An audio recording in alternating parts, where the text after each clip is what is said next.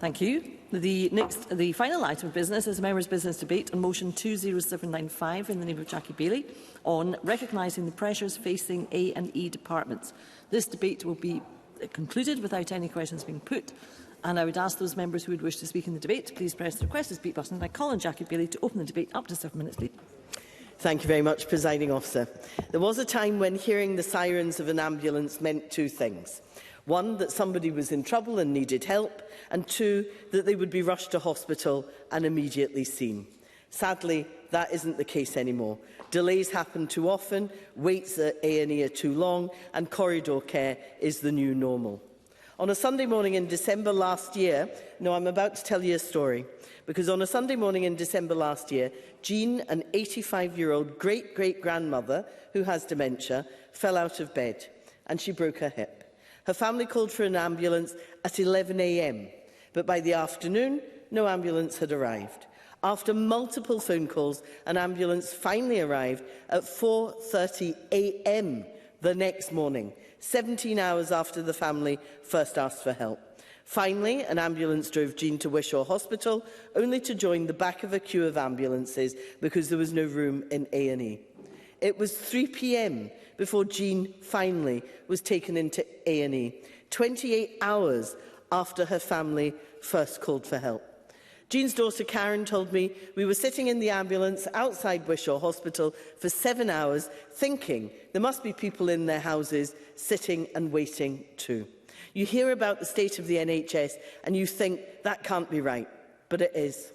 Now, one thing Karen wanted to make clear is that the paramedics could not have been more helpful. In fact, she felt sorry for them because they were unable to do their jobs. And indeed, not just paramedics, but nurses, doctors and other emergency medicine staff too. And they deserve our thanks because they do go the extra mile, and none of this is their fault. People who enter these professions do so because they want to spend their lives helping others. Imagine the frustration of staff who know that for all their training and compassion, they are fighting a losing battle because of Scottish Government incompetence. Jean's MSP, Davy Russell, wrote to the Scottish Ambulance Service about her case, and this was the Chief Executive's reply. I do not feel that this is an acceptable situation or one that I wish to see repeated. However, I must acknowledge that the entire system has been under extreme pressure due to limited flow through our acute hospital, due in no small part to the approximately 2,000 delayed discharges in acute hospital beds. Let me remind the Chamber, the SNP pledged to end delayed discharge in March 2015. Yet figures published today showed that in January 2026, 1,973 beds were lost to delayed discharge every day, making this the worst January on record. Happy to give way. Cabinet Secretary. So I'm grateful for the fact that Jackie Baillie referenced the staff, because they're not apparent in her motion today. But I'm picking up on the point that she raised at the start, that somehow the suggestion being that ambulances will not arrive for patients. Does she accept that it's very important in this place that we are careful with our language, we do not scaremonger patients or indeed put further pressure on staff? And will she reflect on that in the comments that she is making, because that is not accurate? Jackie Baillie. So it was staff asked me to bring this motion to Parliament. It was staff in the Royal College of Emergency Medicine. It's patients who come and tell stories about delays in ambulances. I am bringing their voice to this chamber, and I hope the Cabinet Secretary pays attention. Because Jean's story would be shocking if it was a one-off, but it's not.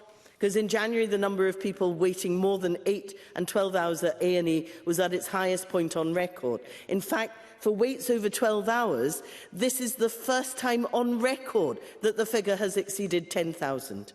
At the Royal Alexandra Hospital, used by patients in my own constituency, the number of people waiting more than 12 hours rose from 66 in December to 314 in January. The proportion of patients seen within 4 hours declined from 70% to 62% over the same period. So things are actually getting worse, not better.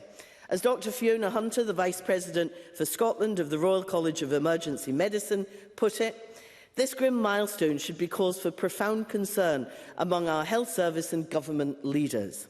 But more importantly, behind this headline figure are individuals who have been let down at their time of greatest need by a crumbling system that has been neglected despite repeated cries for help. It is time the SNP stopped producing press releases claiming everything is wonderful and started listening to patients and staff about how to make hospitals run in their interests again. Now, I've talked about waiting times, but the metric of acute hospital bed occupancy can also help to free up A&E.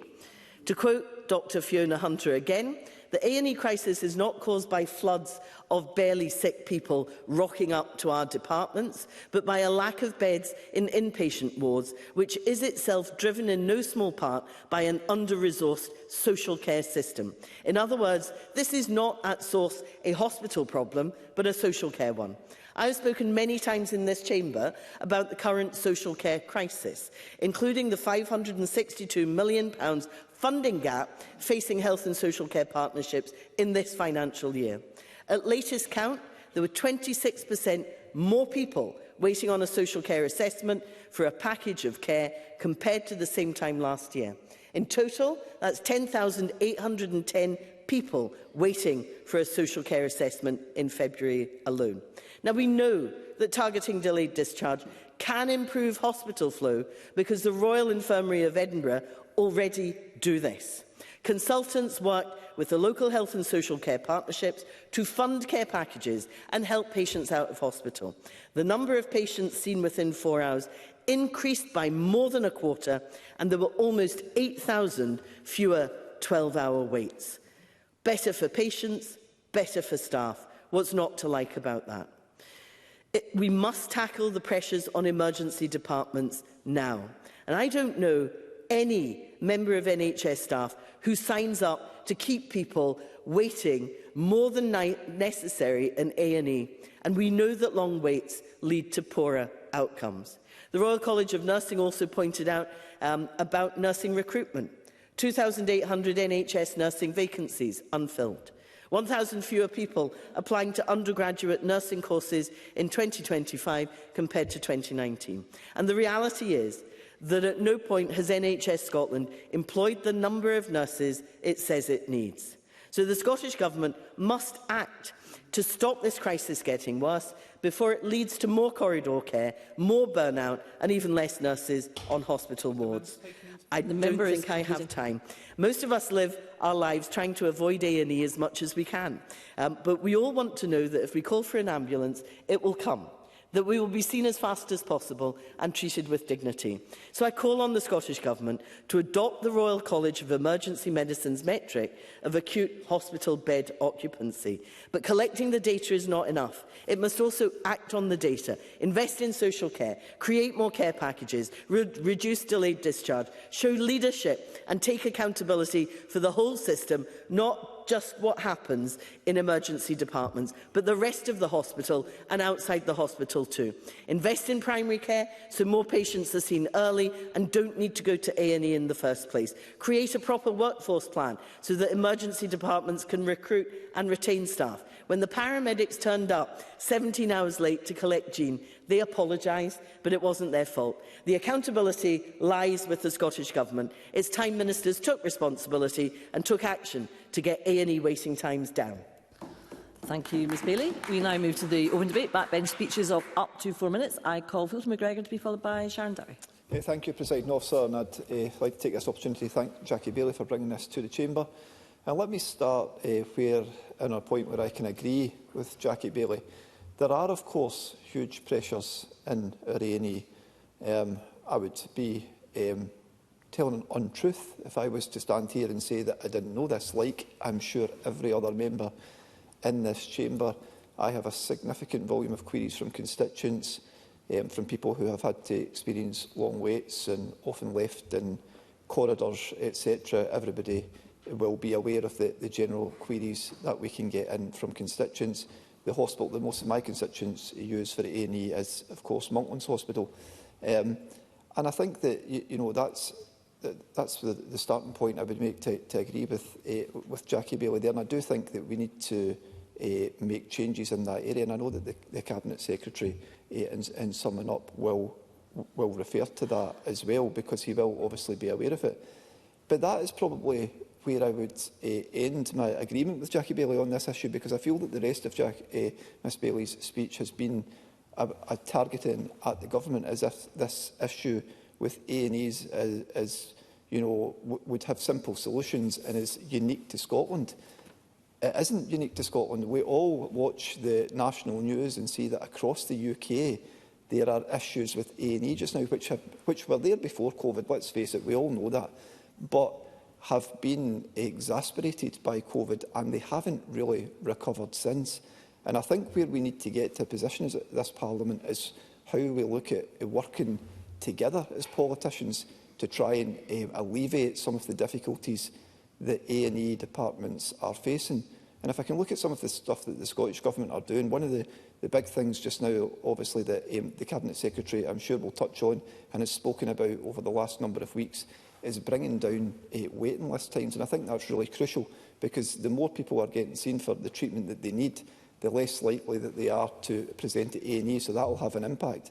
Also, investing in GPs, like Jackie Baillie has said, but in terms of the new walk-in clinics, I'm really hopeful that that will also have an impact on who needs to present at accident and emergency, because I'm hearing quite regularly from constituents who are unable to access their GPs and then are being referred to A&E as well. I've actually got quite a lot to get through. It depends how strict the presiding officer is going to be with time. Well, there's a lot of members wanting to speak, and I'm keen that they all get a chance to have their 4 minutes. I'm just going to continue on just now then, sorry, Mr Kerr. And I think that we also need to be more innovative with new solutions that are out there for people to look after their own healthcare. And these are all things that the Scottish Government are doing. You know, sometimes I think the A&E is mainly what people think about when they think about healthcare, because it's perhaps, other than their GP, the only place that they access. And those situations, when you're in A&E, caused within the last year or so to be in A&E with a family member as well, and they can be quite frightening. They're busy places, they're difficult places, there's a lot going on, there is people maybe in, you know, in different places within the A&E department. So they are difficult, but there is a lot of good stuff going on within the NHS in Scotland generally that I think will come to bear fruition for A&E departments as well. And I think, like the Cabinet Secretary said in his intervention, I think we can't forget the staff, and there's an absolutely fantastic staff that work at A&E. They do work under pressure. Actually, one of our good family friends was the lead, the head of A&E at Wishaw General, another Lanarkshire NHS resource, and I've had lots of discussions with her over the years, and she tells me often how demanding, difficult and high level job it is within the A&E department at Wishaw, but she doesn't often recognise the negative political discourse that she hears in this Parliament. And I think the lesson to that in us is that we've all got to come together, both the government party, whoever that is, and opposition parties, and work together to find solutions for what is a very, very difficult issue and isn't just affecting here in Scotland, presiding officer, it's affecting everywhere in the UK, and we need to make our A&Es better, and we need to do that by working together. Thank you, Ms McGregor. I now call Sharon Dowie to be followed by David Russell. Thank you, Presiding Officer, and thank you to Jackie Baillie for bringing this debate to the Holyrood Chamber this evening. It's a busy period and Parliament is debating a number of new subjects, while the news continues to carry more extraordinary stories of global instability each day. But one topic which has never gone away is that of the quality and efficiency of accident and emergency departments in Scotland. Ever since this government first came to power in 2007, the admission times have been a constant source of difficulty for the NHS, and they've got gradually worse over time. It seems a distant memory when it was considered poor for a health board to see fewer than 95% of patients within a 4-hour time frame. But after years of cuts and incompetence, a performance even remotely close to that would today be considered a triumph. In fact, 4 hours used to be pretty much the only standard we would measure these things by.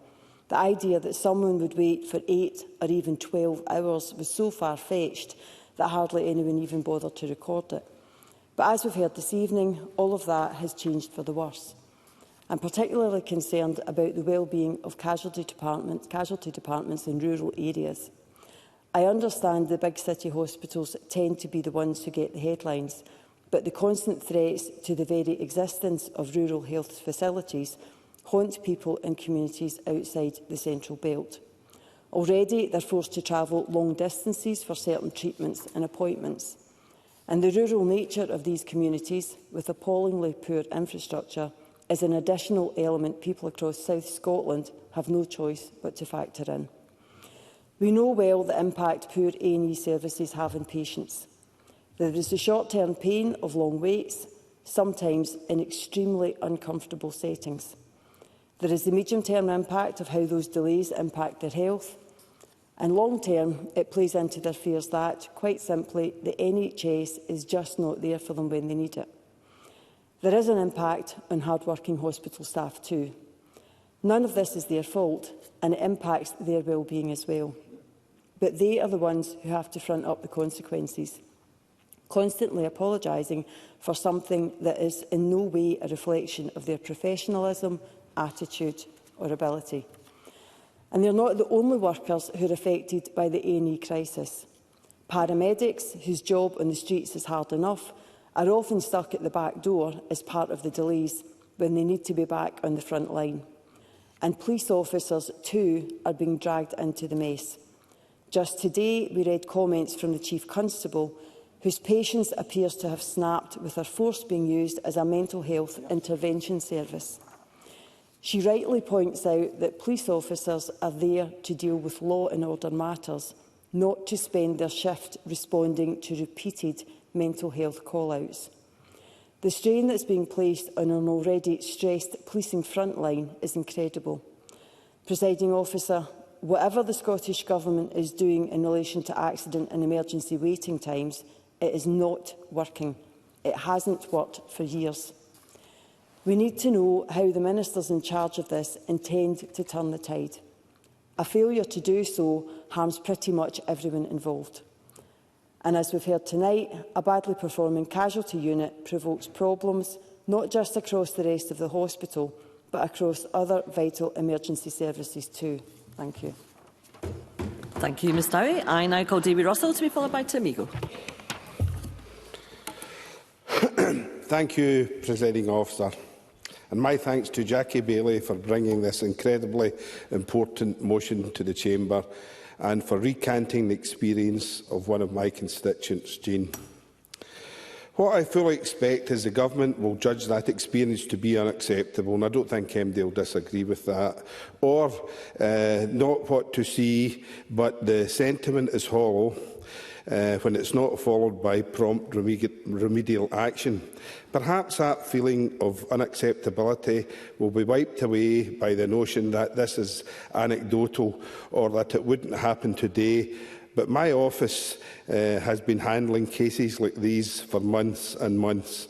My constituents have been left in pain and panic, trying to get an ambulance to the same A&E department shared by the Health Secretary's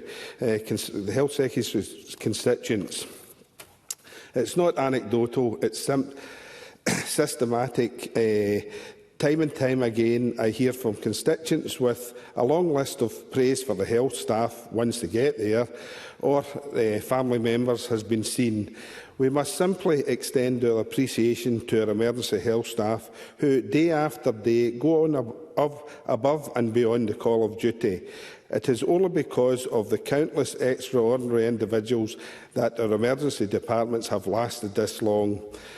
And not 1 ounce of blame for the current mess should land at their feet. Jean is not alone in having to wait 17 hours for an ambulance. I know there are worse cases out there. She is not alone having to wait 9 hours in the back of an ambulance outside the A&E. I heard from one constituent who had 3 separate ambulance crews have their shift waiting with them outside the A&E In the past couple of weeks, I've heard the inevitable escalation from another constituent who suffering from side effects of his diabetes. An ambulance was called for him but didn't arrive for 9 hours. And when the paramedics arrived, he needed to be resuscitated. And an ambulance had been dispatched 7 hours after it was needed, however, to be diverted to someone in even more dire need. Presiding officer, it's inevitable that without immediate and transformative change, our A&Es, in our A&Es, people could die. The Health Secretary must immediately look at the real situation on the ground, not his own press releases. He must heed Jackie Baillie's warning and look at the real statistics that bear out what we see on the ground, like acute hospital bed occupancy, so that we are working towards real improvement, real increases in the quality and pace of patient care. And he must listen to the words of the Chief Executive of Scottish Ambulance Service, who points to the mismanagement and lack of planning from government on our social care sector, working its way up the chain to our acute medicine settings with potentially deadly results. Thank you, Mr Russell. I now call Tim Eagle, who's joining us remotely, to be followed by Carol Mochan. Mr Eagle. Thank you very much, Presiding Officer. And first of all, can I just declare a voluntary member's interest in that my doctor is, my wife, sorry, is a GP, practicing GP with the NHS. And can I thank Jackie Baillie for bringing actually what I think is such an important debate. And we had a bit of back and forth on messages with the business manager for Labour about the content of the motion, but it wasn't about what it said. It was just about how we actually try and make sure that we deliver the best for our staff as well as those patients. And can I start, as I always like to start with, when talking about the NHS, there are some amazing staff, and this has been said already in the chamber, doing incredible jobs up in my region in Dr Gray's and Aberdeen Royal Infirmary, and I pay tribute to them. The NHS is a sprawling organisation, and things do go wrong sometimes, and for me, it's important that where things do go wrong, managers are on top of that and are trying to get things right, but every day I recognise on the ground staff are doing incredible work. But the main reason I wanted to come in on this, and I was so keen to support the motion, was because every day now it feels like I'm getting more and more conversations with constituents, particularly in Grampian, although across the Highlands and Islands, about ambulance waiting times, about stacking outside hospitals. I believe NHS Grampian is still amongst the worst in Scotland for that. And it's interesting because the brief we got from the Royal College of Emergency Medicine was telling us that it's not so much about demand, but about flow through the hospital. And again, we've heard that today. And I'm not here to blame, but actually at the heart of our NHS is about people often in very vulnerable circumstances, and they are going to be looking to the government to make effective change. And I think that's what they're saying to me, is we're not seeing that change. Now, I know that community hospitals have shut. I was on the IJB when some of those were shut down up in the Murray, and I disagreed with it then. But actually, and I asked the Cabinet Secretary a question a few weeks ago in the chamber, I said, when are we going to get more beds in NHS Grampian? Because surely, if there is a lack of beds, that is going to have an effect on the ability to get patients through A&E, and so we can get more in, and then that will stop ambulances stacking outside. And he didn't really answer that question, and I'm coming back with that question again, because for me, NHS Grampian, for all the money that is being spent, has got to get more beds in both Aberdeen Royal Infirmary and in Dr Gray's Hospital. I think that's of critical importance if we want to reduce the wait times. And I just want to move on and equally point out again, community hospitals. I think we need to relook at that because if it is true that we can't get care packages in place, if it is true that actually despite the desires for care in the community, if that is not working, then actually we're going to have to find another solution that gets people out of those acute beds and into community settings, and that allows better throughput through our major hospitals. And the other thing I was going to mention is minor injuries. After COVID, almost quite suddenly, actually, without really much consultation, NHS Grampian shut down the minor injuries units across the northeast of Scotland. And there was widespread questioning from a lot of communities about why that has happened, because surely they were taking some of the demand off the acute A&E settings. I guess what I'm trying to say in all of this, presiding officer, is that A&E departments are critical in life and death situations for people across Scotland, and particularly in my neck of the woods in rural areas in Murray and across the North East. And I want them to work well for staff and for patients. At the moment, we have a lot of patients in corridor care, and that's not good enough. And I think they need to be looking to the government to make sure that we deliver in the future. And I think in the next Parliament, we're going to have to make that change. Thank you, presiding officer. Thank you, Mr Eagle. I now call Cara Mochan to be followed by Brian Whittle. Thank you, presiding officer. Can I thank my colleague Jackie Baillie for bringing this important debate to the Chamber today. In 2007, the Scottish Government set a target that 95% of patients should wait no longer than 4 hours to be seen, admitted, discharged and transferred, as others have said. However, data released this morning reveal that as of the end of January, the recorded waits of over 8 and 12 hours are the highest since records began. Over 15% of patients spent more than 8 hours in A&E, while 8% spent more than 12 hours in A&E, both well above the monthly average for 2025. And I know the Cabinet Secretary does understand that it is our responsibility to bring these issues to the Chamber.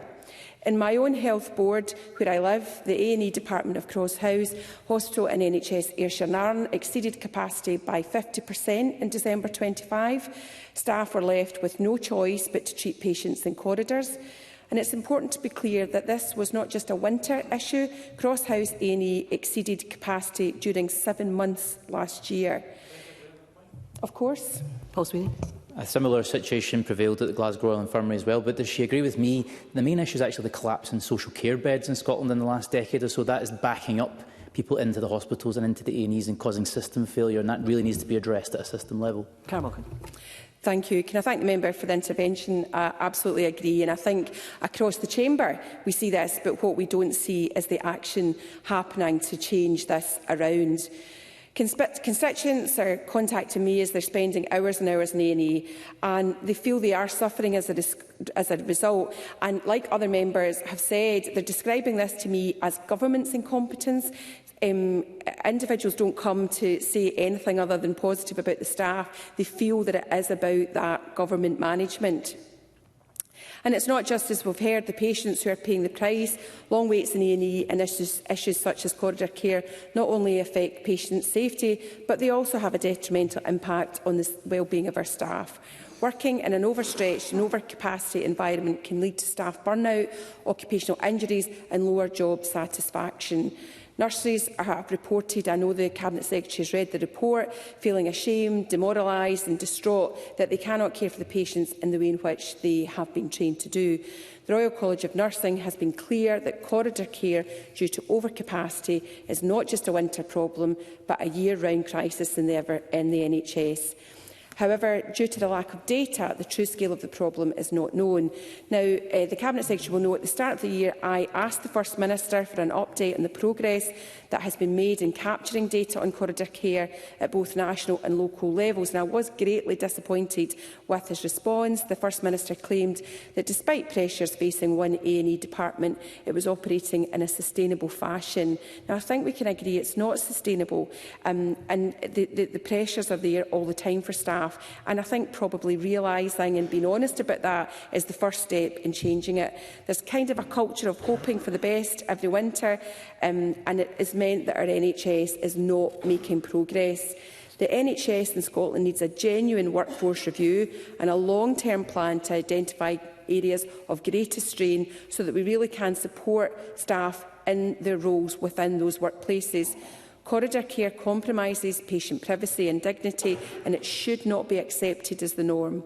Our constituents deserve to receive the best possible care, and I know that the Cabinet Secretary believes this. Our staff deserve to work in an environment that protects their well-being and allows them to go on with the job they are trained to do. So I would ask the Cabinet Secretary if he could lay down today some actions that are going to be taken so that we can strive to get there. Thank you, Presiding Officer. Thank you, Ms Morgan. I now call Brian Whittle to be followed by Stephen Kerr.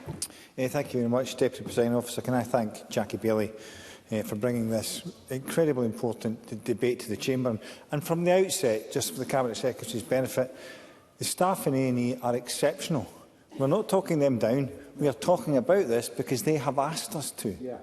It's the Royal College of Emergency Medicine that Jackie Baillie and I actually attended, asked that this be raised in the Parliament.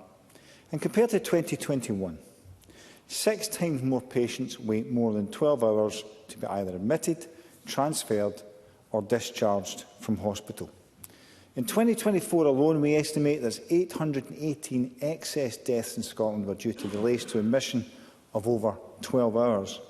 And according to the Royal College of Emergency Medicine, and I quote, "It's important to note that whilst there is a stark rise of around 12-hour waits in around about 2020, waits were already starting to increase before the pandemic. COVID-19 cannot be solely blamed for the increase. The pandemic accelerated the trend."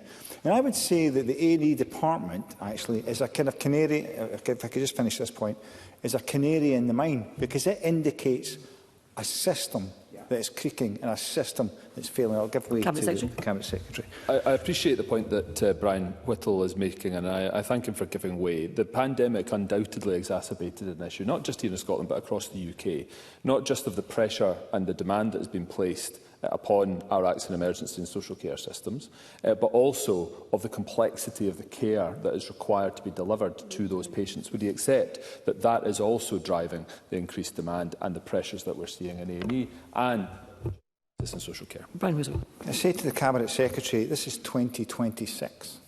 Where's the COVID recovery plan that we were promised way back two predecessors ago? The trouble is, with patients, if they can't get to see a GP, if they can't get through to NHS 24, where do they go? They end up at the front door of A&E, probably with a problem that has deteriorated. In the south of Scotland, I've received a number of emails about the closure of minor injury clinics. The relocation of these have been to the central area, or the reduction of opening times, which means more people are funnelled through A&E.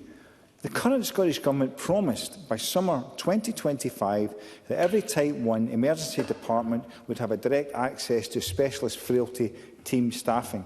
But that pledge has yet to be delivered, which means, of course, as Scotland's population ages, A&E staff also have to deal with frailty issues that could have been addressed through a frailty clinic. And what are the outcomes of that? Well, the Herald investigation revealed that A&E in Lanarkshire and the 3 departments in Lanarkshire exceeded capacity at least 10 months out of the last 12, with Wishaw operating at 225% capacity last December. 225%. Of course, what that ends up, the problem with that is we don't have any step-up or step-down care. So we have bed blocking. That lack of coordinated workforce planning in social care, which leads to exactly the problem that was highlighted earlier on. It leads to ambulance queues outside of A&E, and it leads to that issue of corridor care, which is becoming more of a norm than it ever should be. The system needs to change, Deputy Presiding Officer. We need to either reduce people coming to the front door, or we need to increase the headcount. Now, I would say we need to do both. We need a complete overhaul of the system. We need that. I've talked much about the need for prevention. I've talked about A&E, and I've talked about technology. I've talked about that workforce planning. How often have we talked about workforce planning in this chamber over the 10 years I've been in here? The Scottish Government are letting patients down, they're letting the staff down, and it's time for change. I thank Jackie Baillie for bringing this incredibly important debate to the chamber. Deputy Presiding Officer. Thank you, Mr Whittle. And I call Stephen Kerr. And well done to Jackie Baillie for bringing this motion to the chamber. I was incredibly disappointed. I hope Neil Gray knows this. I like Neil Gray. But I have to say that he lets himself down with the way that he intervened on Jackie Baillie. Trying to police the language or the subject that we debate is not the way forward. And he's better than that. But he doesn't need to be so defensive about this issue. Part of the way of dealing with it is to be completely open about what is happening, and we're in a crisis situation. Cabinet Secretary. Sir, I accept that Stephen Kerr's point, as well as I do Jackie Baillie's point, that there are too many people waiting for too long with an accident emergency. The reason I raise narrative is because Paul Sweeney, myself, Gillian Mackay, Claire, Hockey were in a meeting with senior medics and medical representatives last week about workforce planning, about the future of the medical workforce. And one of the asks that were made of all politicians was to have a more respectful narrative about our health service. That's why I say it's important we do not scaremonger. Of course we address the challenges. I will come to that in my speech, but that's why I made the point that I did to Jackie Baillie. Stephen Kerr. I would dispute the fact that we're scaremongering. We are bringing the voices of our constituents to this chamber, and that's exactly what they expect, what they expect of us. Cabinet Secretary, please let Mr Kerr continue. That is what our constituents expect of us, and I hope the Cabinet Secretary would accept that this is a genuine level of concern that we're expressing on behalf of our constituents. And those constituents are staff and patients. Not just patients, not just staff, but staff and patients. And Timmy was right when he said we're not seeing enough change. And we shouldn't pretend that there's change when there's not change. And he points out some of the ridiculous executive decisions that have been made about reducing the presence, for example, of minor injuries units in parts of Scotland, or closing community hospitals. Now, over Christmas and New Year, I spent several hours in the emergency department at Forth Valley Royal Hospital with a family member, and I've spoken directly to the senior leadership of NHS Forth Valley about this and about what I saw. Because what I saw was professionalism under strain. I saw calm, decency, commitment, staff doing their absolute best in circumstances that would stretch any workforce in any setting. And they deserve our gratitude. But appreciation is not a strategy. And as has been repeated by a number of colleagues in this debate, the central issue is flow. Bed occupancy is persistently high. Patients cannot move on. Treatment areas backed up. Ambulances are queuing. Corridor care becomes normalised. Bed occupancy should be treated as a frontline accountability measure. If hospitals are routinely operating beyond safe margins, ministers must answer for that. There is accountability. Now, let me mention pharmacy first. It needs reinforced. Pharmacists are highly trained clinicians, and for minor conditions, they are the right first call. But this policy doesn't work in practice. If a parent cannot find an open pharmacy, they will go, and rationally will go, to A&E. We need round-the-clock access to pharmacies, clear signposting, and a public campaign to shift behaviour. Otherwise, A&E remains overwhelmed. Now, let me raise one more issue in the time I've got. A small minority behave disgracefully in our emergency departments, intimidating the staff, harassing other patients. That's unacceptable. Abuse and violence must carry visible consequences. Zero tolerance must mean zero tolerance. And another subject raised by my colleague Sharon Dowie, which was also raised by the Chief Constable yesterday. Too many police officers are stationed in emergency departments for entire shifts dealing with mental health crises. We need a joined-up approach to mental health management so that police officers do not become de facto mental health practitioners. They are not trained to do that. Now, the reality is, and I hope Neil Gray will accept this, you've been nearly 20 years in office, and ministers cannot default to defensiveness. Leadership means facing hard truths. It means capacity planning, workforce planning, dealing with the future, not just today's crisis, and we've seen the numbers for today, record levels of waits in A&E. We must see change. We must be grounded in realism. We must take responsibility. We must collectively encourage the government to have the courage to change course.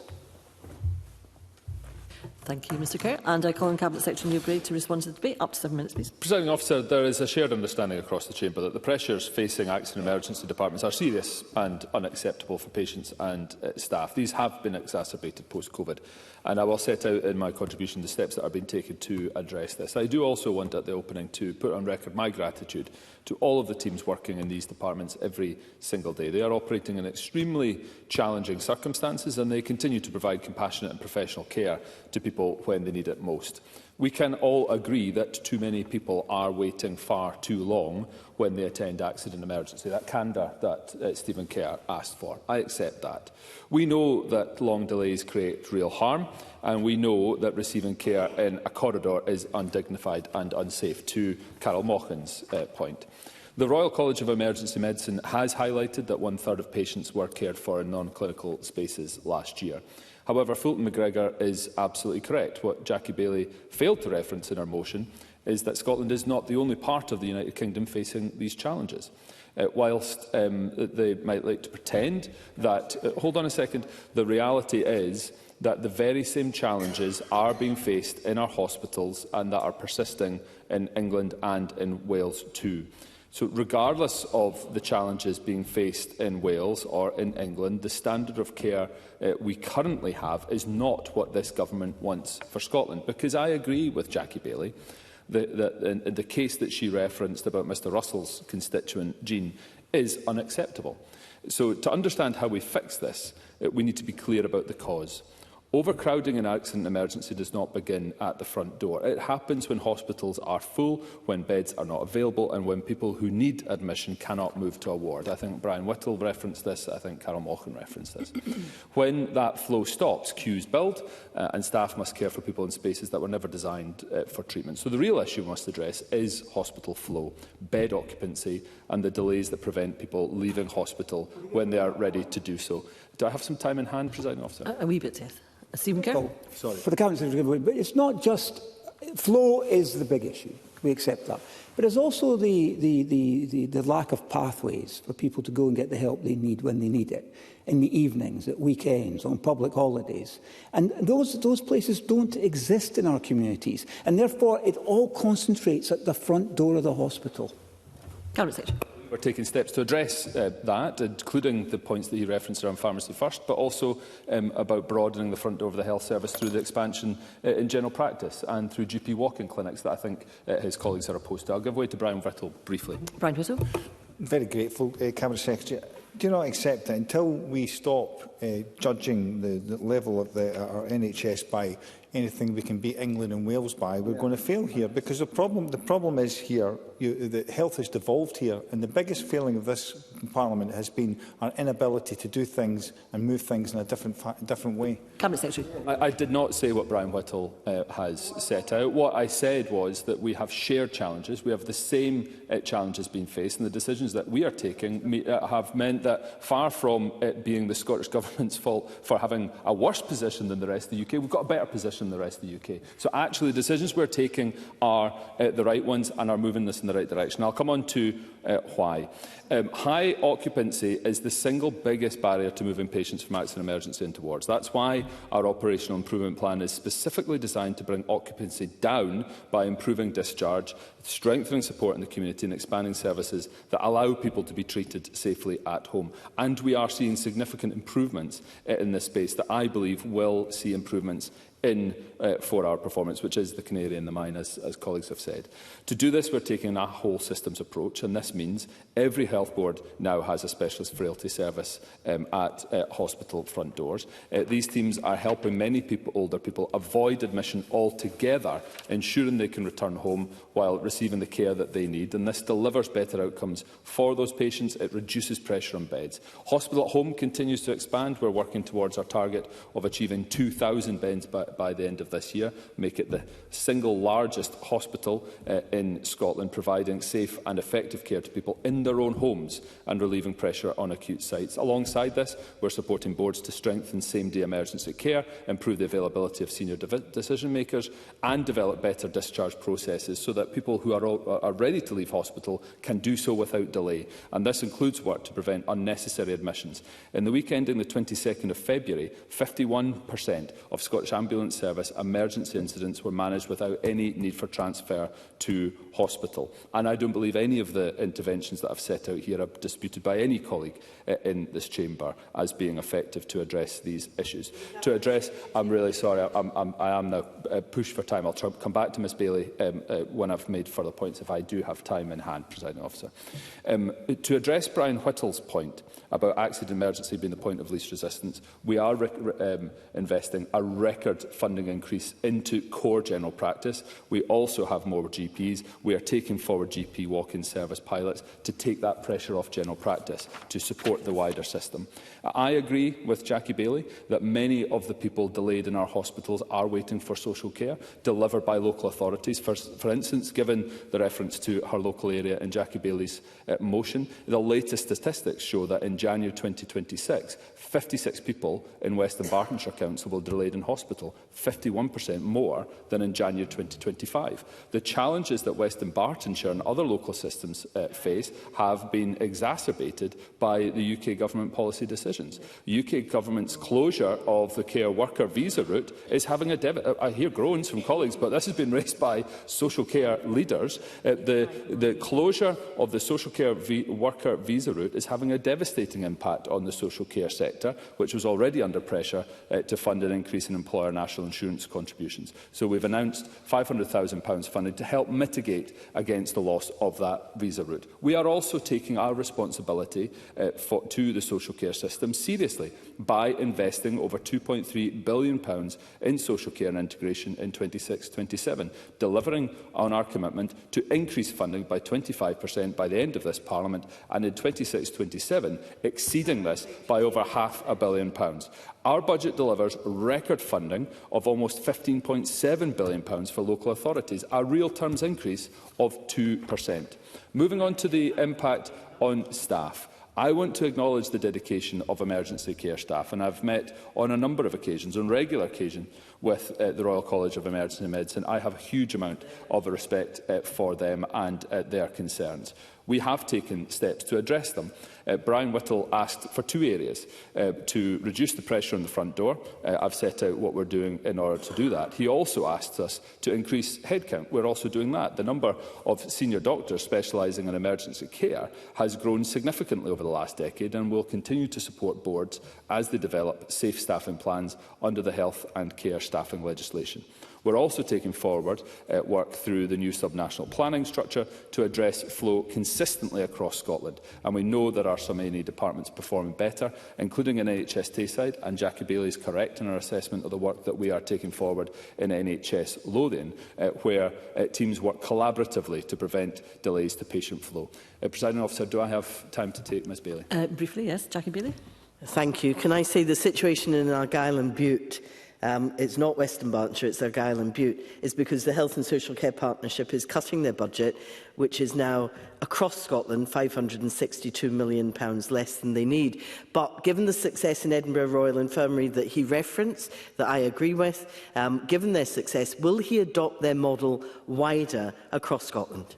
Cabinet Secretary. I can give Ms Baillie assurance we already are. We're working with teams across the country, and that work is also part of the subnational planning work that I've taken forward. NHS Grampian have taken forward great work in 10 by 10 in terms of getting people discharged by 10 o'clock. We're seeing similar work happening in Greater Glasgow and Clyde, as we've seen in NHS Lothian. So this work is already underway. Presiding Officer, to close, we know that performance is not where it needs to be. I accept that. We know that too many people are waiting for too long, and we know that staff are under intense and relentless pressure.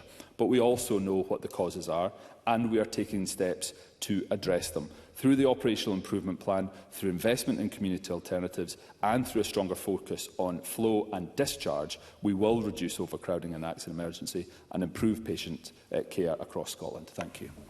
Thank you, Cabinet Secretary. That concludes the debate, and I close this meeting.